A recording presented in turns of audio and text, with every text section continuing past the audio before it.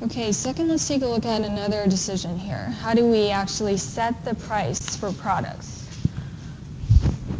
So to determine the price for a product, other than determining a target profit in your business for this season, other than understanding customers' requests for the product, some of these strategies here actually differs and varies, depends on the nature of the industry that your company is in. So for example, how the price setting for certain groceries, for the pounds of apples that you purchase, for the pounds of oranges, will differ a lot for how price is set for technology-related products. Okay, so whether a company is a price taker or a price setter, the strategies for setting the price is different. Okay, so what do I mean by this? Price takers typically are the business in the industry that produces products without very much different among their competitors. So it could be groceries, food business. Typically, for example, for me, if I go to the grocery store just to get some fruits, I usually don't do a bunch of analysis on which areas, the quality of the fruits, because I usually assume that the quality would not vary that much between ShopRite, Pathmark, Stop and Shop, right? Probably I would just go to the grocery store that is closest to where I live. But as opposed to this, if I want to get a new smartphone, what would you do? You would do some research on the advantages of these products. What is some of the features that you can see from this product but you don't get from the others? You have a uniqueness in your product which gives you more control on setting the price of your product.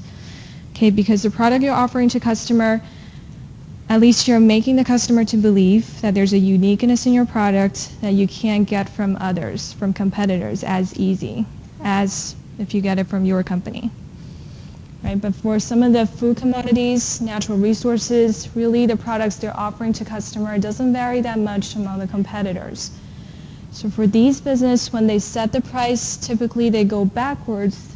They need to know, first of all, what's the customer's request for the product? What's the desired profit? And then they set their target price. So remember we actually talked about this in chapter 17. Target costing, target pricing approach, this typically works for price taker companies.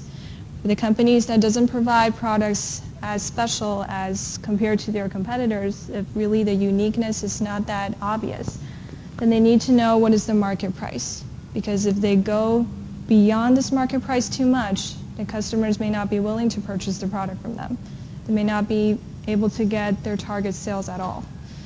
So the price setting can't differ that much from the market price. Then they figure out what's their profit.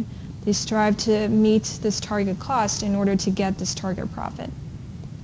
So this is the strategy usually used for price takers.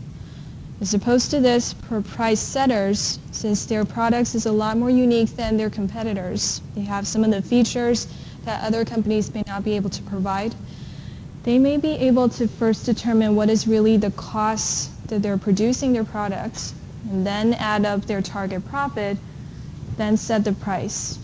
And it could somewhat differ from customers' demand, because if customers believe that this product is better than others, they may be willing to pay a higher price, even though it's not originally their requested price.